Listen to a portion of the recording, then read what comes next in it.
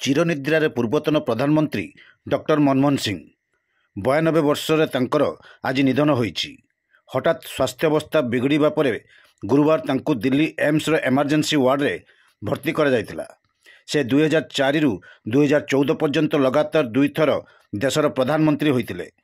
ଦେଶର ଅର୍ଥନୀତିକୁ ସୁଧାର ଆଣିବାରେ ଡକ୍ଟର ସିଂଙ୍କ ଭୂମିକା ଅବିସ୍ମରଣୀୟ। ଯେତେବେଳେ ଭାରତର ଅର୍ଥନୀତି ଏକ ବଡ଼ ଚ୍ୟାଲେଞ୍ଜର ସମ୍ମୁଖୀନ ହୋଇଥିଲା, ସ୍ଥିତିକୁ ସୁଧାର ଆଣିବାରେ ମନମୋହନ ସିଂଙ୍କ ସିଂହଭାଗ ଅବଦାନ ରହିଥିଲା।